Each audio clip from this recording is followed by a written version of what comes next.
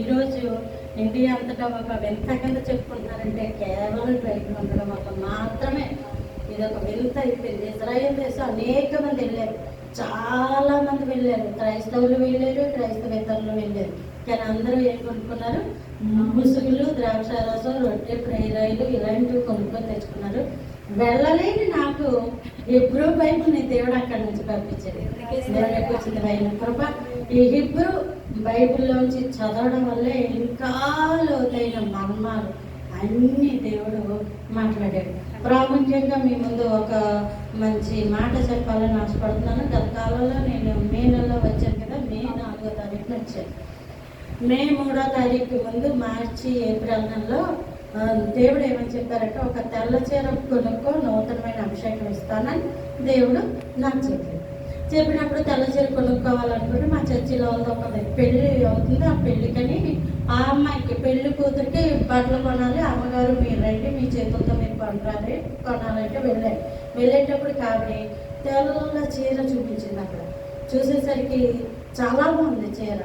వీళ్ళు రంగులేవో కావాలనుకున్నారు. అందుకని అమ్మ చీర ఇచ్చేసాను నాకు అని చెప్పి నేనే కొనుక్కుంటుంటే వాళ్ళేమో అమ్మగారు ఆ చీర మేమే కొంటామని ఆడుకున్నాను. అలా వచ్చింది. మొత్తానికి ఆ చీర మార్చి నెలలో, ఏప్రిల్లో వచ్చింది. మార్చి నెలలో వచ్చింది. ఏప్రిల్లో ఆ చీర కొనుక్కోవడం దేవుడు సహాయం అనుకోవచ్చు. ఆ చీర కొనుక్కున్న తర్వాత ప్రభా నేను కలిసి ఈ జాకెట్ కుట్టుకోవాలి అంటే ప్రభు అన్నారు, ఇప్పుడు కాదు, ముందున ప్రాంతాల్లో ఉంటాను. మొన్న కాలం వచ్చినప్పుడు చీరలో కూడా ఇంకా నేను జాకెట్ కుట్టుకోలేదు. అసలు చెప్పాలంటే క్రిస్మస్కి మా డాడీ వాళ్ళు పెట్టే చీరకు కూడా ఇప్పుడు జాకెట్ కుట్టుకున్నాను. ఇప్పుడు కాదు అంటున్నారు దేవుడు. అవి అలాగే ఉన్నాయి. ఈ తెల్ల చీరతో ఒకనొక రోజునండి, ఏప్రిల్ నెల 15 లేదా 14 రోజుల్లో నువ్వు లేచి జాకెట్ కుట్టుకొని చెప్పాడు. జాకెట్ కుట్టుకున్నాను. దానికి లైనింగ్ అన్నీ వేసుకొని జాకెట్ కుట్టేసుకుని మళ్ళీ అది శుభ్రం చేసేసి ప్రార్థన చేసి పెట్టుకుంటున్నాను. ఈ లోపల ఏప్రిల్ 15 దాటాక ఒక 20వ తారీఖు దగ్గరలో, ఏప్రిల్ 17 కానుంచి అనేక మందికి ఇంకో రకంగా ప్రవచనాలు వచ్చాయి. ఏమంటే, స్వర్ణలత గారు మీ సమయం అయిపోయింది, మీ దేవుని దగ్గరికి వెళ్ళిపోతారంట, సిద్ధపడండి అని చాలా మంది చెప్పారు.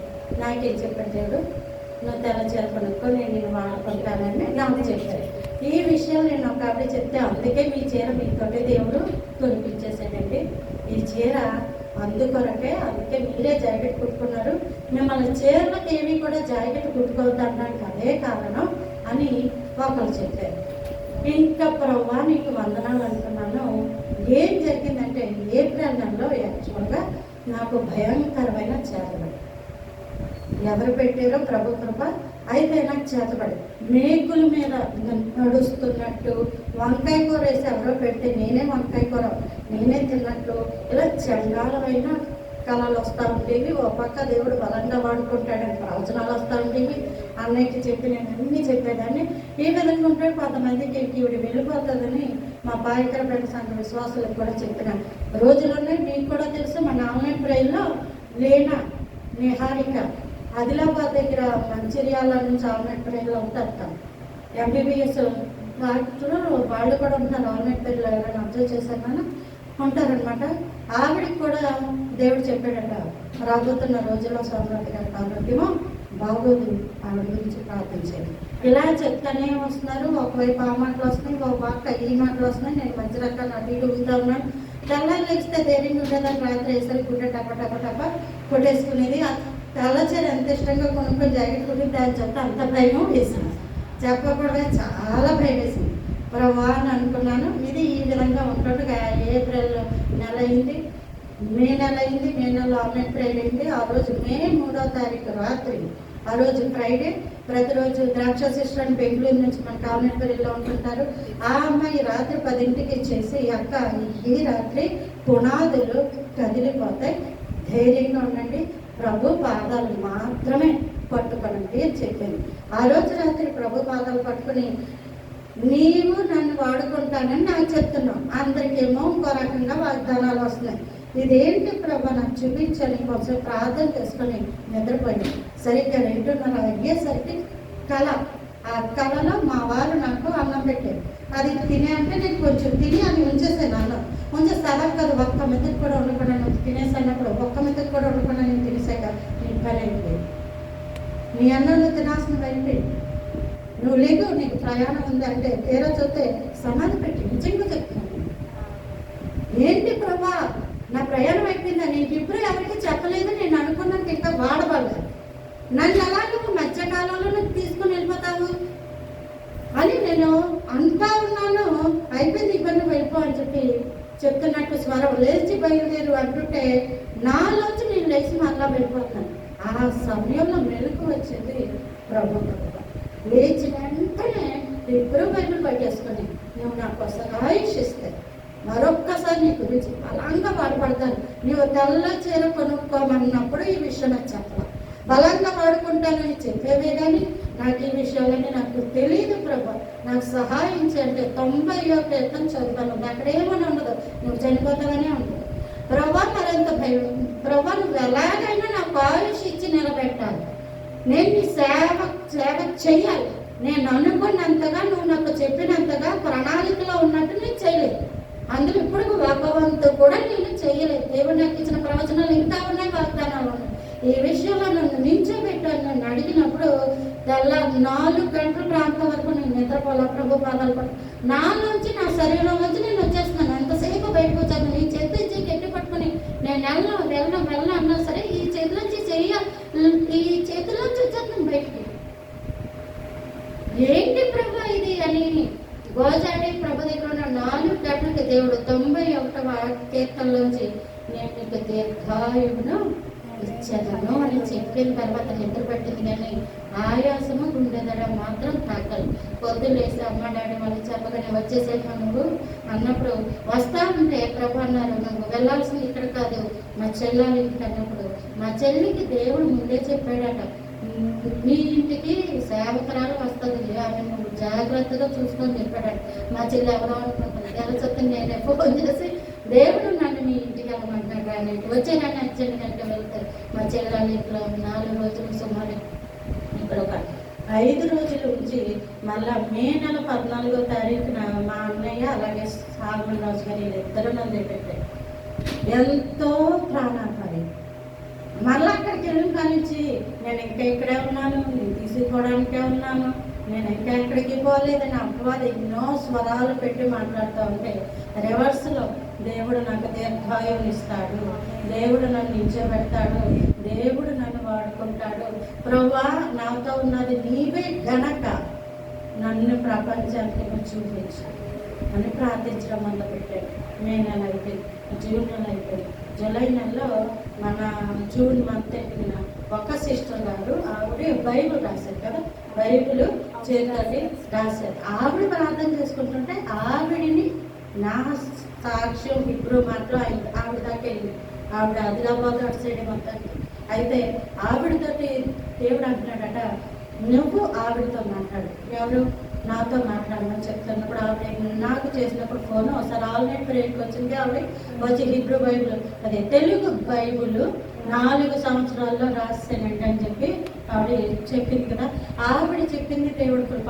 ఆవిడ యొక్క సాక్ష్యాన్ని ఎలీషా గారు వాళ్ళు యూట్యూబ్ ఛానల్లో పెట్టారు. అంతవరకు ఆయన గురించి నాకు తెలియదు. అయితే ఆయన ఎప్పుడైతే పెట్టారో ఆవిడ ఆ సాక్ష్యం కూడా నాకు పెడితే నేను ఒకటి అనుకున్నా, ప్రభు నా మీద నీకు వెలుగు ప్రకాశింపచేయదు. మన యొక్క ఆల్మెట్టు ఇవన్నీ అంశాలు మీకు తెలిసే ఉంటుంది. వెలుగు ప్రకాశించుంటారని మనం ప్రార్థన చేయడానికి ఇదే కారణం. ప్రభు నీ వెలుగు కావాలి అని అప్పుడు ప్రార్థన చేసుకున్నప్పుడు ఆయన ఫోను పెద్దవాళ్ళు మనం ఎన్నోసార్లు ఫోన్ చేస్తాం కానీ తీరు దేవుడు కూడా ఒక్కసారికే ఆ ఫోన్ తీసి హలో అన్నప్పుడు ఇలాంటి హిబ్రూ బైబిల్ ఉంది అంటే సాక్ష్యం మీరు రండి అని చెప్పి రాజానందం దగ్గర కలవచాల ఆ ప్రాంతానికి వెళ్ళాను. ఆయన నా సాక్ష్యం అంతా రికార్డు చేశారు. ముందు నన్ను ఎదురు వదిలి ఇలా కూర్చోబెట్టి మాట్లాడించారు. తర్వాత అన్నారు, మీరు ఇలా మరుగైండుగా అది మంచి పద్ధతి కాదు, నా ప్రసంగం మీకు ఇస్తాను, మీరే మాట్లాడండి ఈరోజు అని ఆయన ప్రసంగం ఇచ్చారన్నమాట. క్రైస్తవులు సేవకులు ఏదైనా తగిన ప్రసంగాలు ఆ ప్రసంగ సమయంలో, ఎందుకంటే ఆయన అరగంట చెప్పడానికి రాత్రంతా ప్రయాణం చేసి వచ్చారు ఆయన. అలాంటి ఆయన అక్కడికి వెళ్ళితే అక్కడ ఉన్న సేవకులు అనేసారు, ఏంటంటే మిమ్మల్ని పిలిస్తే మీరు ఆవిడ ప్రసంగం చెప్పమని అంటారు ఏంటండి, మీరే చెప్పండి అన్నప్పుడు ఆయన ఏమన్నారంటే నీకు ఆవిడ గురించి ఎక్స్ప్లెయిన్ చేయండి, ఒక్కసారి సాక్ష్యం ఏంటంటే ఆవిడ బట్టి ఇంకా ప్రాప్తిపోతుంది. ఆవిడే ఈ యొక్క సమయాన్ని నేను పెట్టుకున్న మైక్ కూడా సుమారు ₹1,00,000. ఆయనే ఆ మైక్ నాకు పెట్టి, ఆయనే ఇలాగ సెల్ ఫోన్లో పెట్టి, మా అన్నయ్య ఇలాగే అనిపించింది. ఎందుకంటే మా అన్నయ్య ఇలాగే సెల్ ఫోన్ పెట్టి రికార్డ్ చేస్తూ ఉంటాడు. అలాగే ఆయన కూడా అలాగే సెల్ ఫోన్ పెట్టి రికార్డ్ చేసి నా మాట పడుతుందా లేదంటే 3 సార్లు చూసి అలా పెట్టారు. దేవుడు కృప. లక్షవారం నేను అది మాట్లాడాను. అందరూ లక్షవారం కాదు,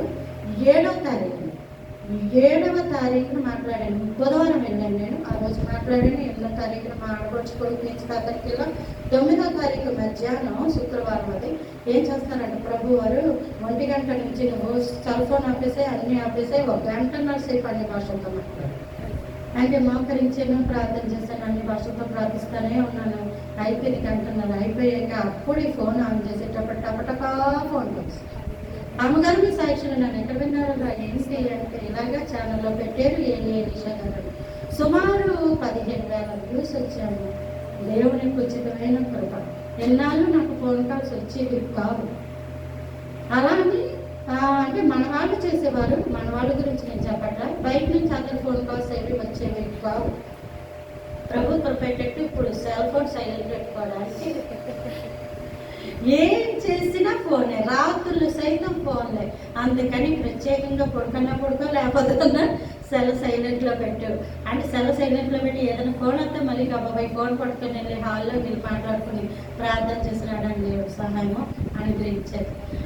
దేవుడు చెప్పే ప్రవచనానికి ఒక్కొక్కసారి ఇలాగే 2 అర్థాలు కూడా వస్తున్నాయి. ఈ విషయం జ్ఞాపకించుకోండి. నా జీవితంలో జరిగింది నిజమే. నాకేం జరిగింది? ఏప్రిల్ నెలలో చేతబడి జరగడం వల్ల నన్ను ఎప్పుడో తీసుకొని వెళ్ళిపోవాల్సిన సమయం. దేవుడు ఏం చేశాడంటే దాన్ని ఆపి అదే చీర పట్టుకొని ఆ రోజు కూటానికి వెళ్ళేటప్పుడు మా పాపని అడిగాను, చెల్లి నేనేం కట్టుకున్నాక ఆ తెల్ల చీర పట్టుకోమన్నాను. దేవానికి వందనం తెల్ల చీర పట్టుకొని వెళ్ళి అనేక మంది ఎదుట నిలబడడానికి సహాయం. అంటే ఏదైతే అది బాధాకరమో, ఏదైతే అది దుఃఖకరమో దాన్ని ఏం చేశాడు దేవుడు ఆశీర్వాదకరంగా మార్చాడు. ఎక్కడెక్కడి నుంచో ఈ ఫోన్లు చేసి ఇవాళ మాటలన్నీ చెప్తా ఉన్నప్పుడు ప్రభువానికి వందనాలు అనుకున్నాం. ప్రభు కృపేటంటే ఛత్తీస్గఢ్లో ఉన్న పద్మావతి గారు, ఆవిడకి క్యాన్సర్. ఆవిడ విజయవాడ వచ్చి హాస్పిటల్లో చెక్ చేయించుకుంటున్నామంటే అమ్మగారు దేవుడు మీలో ఉన్నాడు, ప్రార్థన చేయండి, దేవుడు నాకు నార్మల్ రిపోర్ట్ ఇవ్వాలన్నప్పుడు ప్రభు కృపల ఆవిడ వచ్చి చెక్ చేయించుకుంటే నార్మల్ రిపోర్ట్ తెచ్చుకున్నాను. ప్రభు కృప. ఆవిడ చెక్ చేయించుకునే వరకు నాకు గుండెలో టెన్షన్, ప్రార్థన. ఎలా అన్నా సరే ఆవిడ నిల్చోబెట్టేయాలి. ఇలా అనేకమైన మేలులు, అద్భుతాలు దేవుడు అలా చేసి సుమారు 100 కుటుంబాలకు పైగా పరిచయం అయ్యారు. 100 కుటుంబాలు పైగా. సునంద రామే గారని ఆవిడ హైదరాబాద్లో ఉంటారు. ఆవిడ వాళ్ళ చర్చిలో వాళ్ళ బిబ్బురు పాట పాడిస్తున్నారు. అనాథను కాదని విడనాడబడినారు కదా అని వాళ్ళ చర్చిలో అయితే క్షమా ఇజ్రాయేల్ అని మన శాల్మరాజు గారు ఆ ప్రార్థన బాగా కండస్తా వచ్చింది. చేస్తున్నారు కదా. అలాగే వాళ్ళు కూడా చర్చిలో వాళ్ళ చేత అనిపిస్తున్నారంట. అమ్మగారు మా చర్చ సంకల్పం అంటున్నారు. ఇదంతా కూడా దేవుని కృప మాత్రమే. దేవుడు ఆయుష్ ఇచ్చి బ్రతికించి మళ్ళీ ఇప్పుడు రావడానికి మంచి ఇంత చరిత్ర ఉందమ్మా. దేవుడు అలాగా దీవించుకుంటా వచ్చాయి. ఏంటండి